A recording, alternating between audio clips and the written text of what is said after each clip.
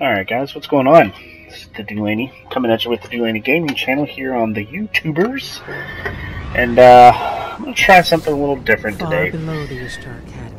We're going to do us a little old school striking, no HUD mode.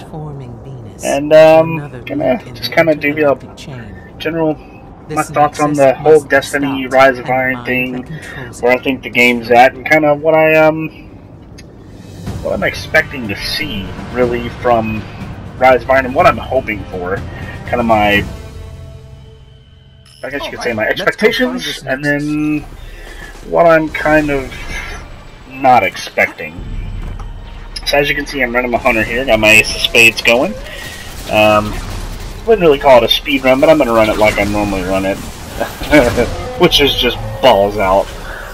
It's my first time really running a strike with the no HUD mode. It's kind of fun. Kind of adds a new element to the game, something a little different, something that I guess being a year one player and not having it and run this strike to the damn ground. It's interesting to kind of run this one, do a little something different. I kind of enjoyed it actually a lot because it makes you think: do I have a grenade? Do I have a melee? Do I have a super up? Is it time to reload? And plus, you guys get to laugh at my atrocious aim with hand cannons.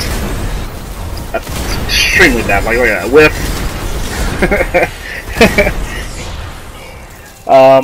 So I guess what I really want to talk about is Rise of Iron coming up. I mean, we all know that the expansion's coming out. We're a little under what? Geez, 3 months, give or take a little bit.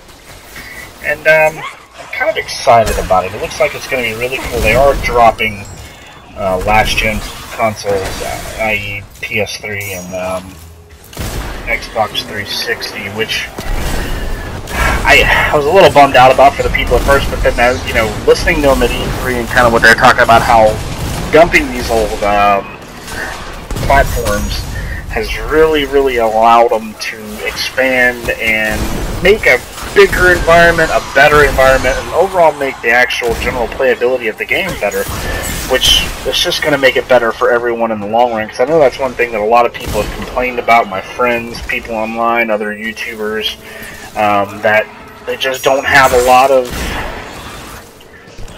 They think it could be so much better than it really is, and Bungie kind of confirmed it, saying that, yeah, due to those old consoles and stuff, it was really putting a lot of constraints on what they could do with the game, and now that they've decided to stop basically making games for them and just focus on the new generation consoles, or next-gen consoles, i.e. PS4, Xbox One, and maybe, you know, Project Neo and Project Scorpio, the respective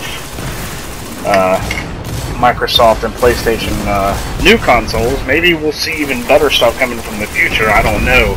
But I think it's going to be really cool, especially with the way they were talking about the general size. The size and the scale of it's just going to be so much bigger. We're going to have a whole new section on Earth. It's going to be, you know, hopefully what I'm thinking is that there's going to be even more of the year one strikes coming forward into the year 2 / I guess you could call it now year 3 market. I think it's going to be interesting. There's a lot of stuff that's going to be kind of in store for us as Destiny players.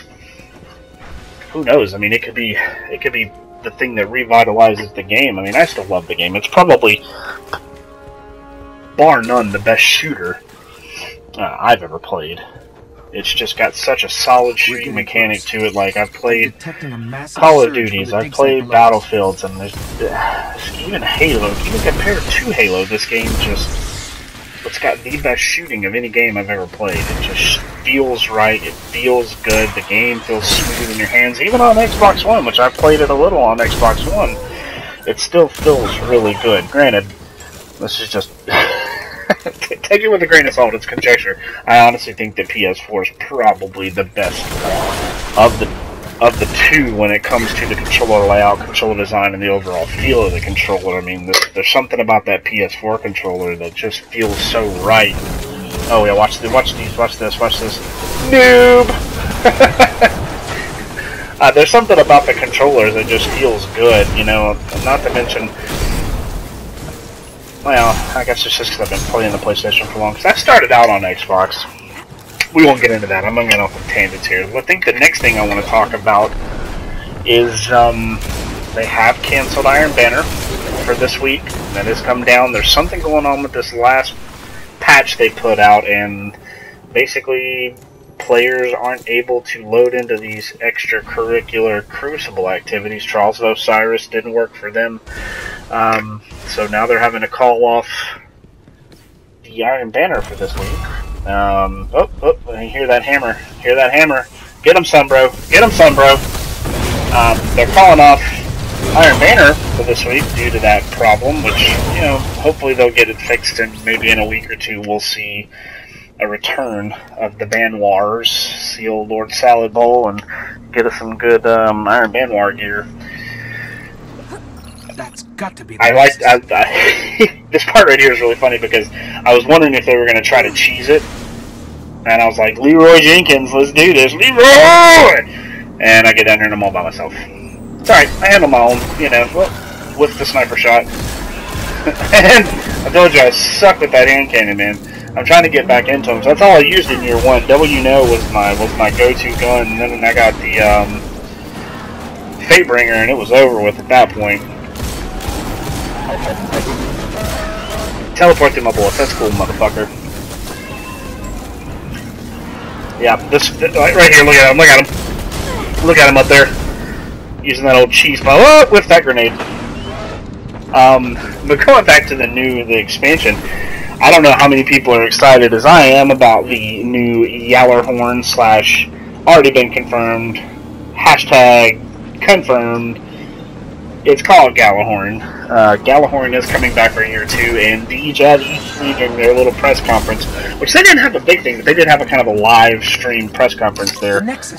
He basically did say that it's going to come back, and it is going to be just as strong or stronger than it was in year 1, and that makes me hyped. That really gets me excited, just solely for the fact that it was such a strong weapon in year 1. I mean, you had Gjallarhorn, you could melt any boss ever. I can remember using it on when all the 3 guys that I normally run strikes with all got Gjallarhorns, and we could come into this strike and literally just murder him. If it had a solar burn on it, they were dead.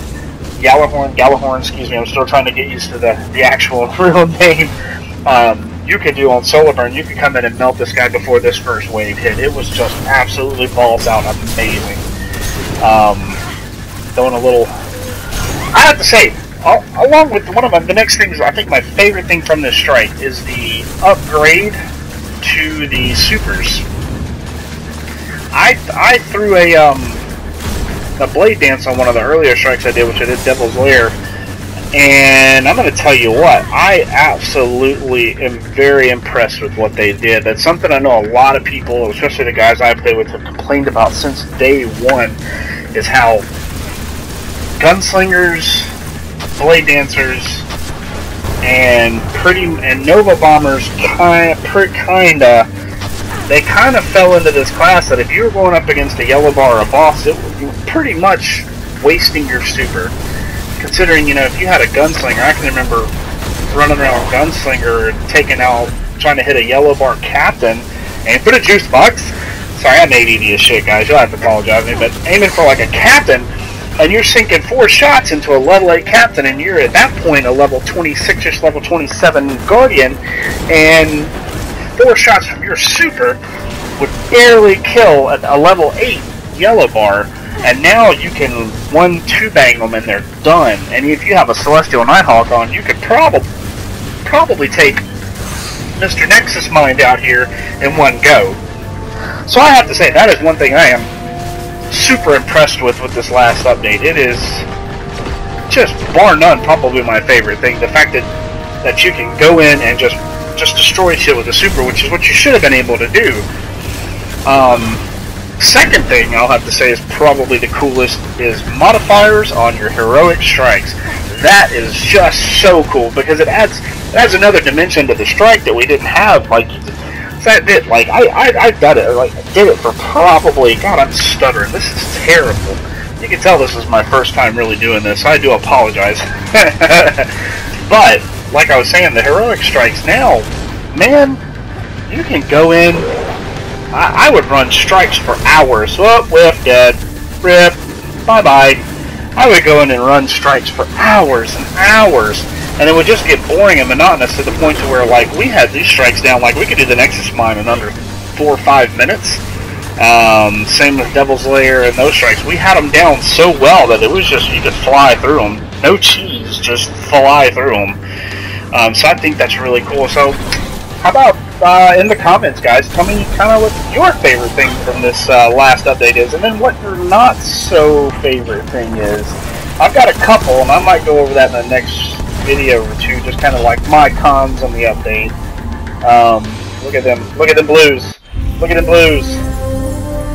But that'll do it for me, guys. Thanks for watching. Thanks for tuning in. This is Julian Gaming, and I'm out. Peace.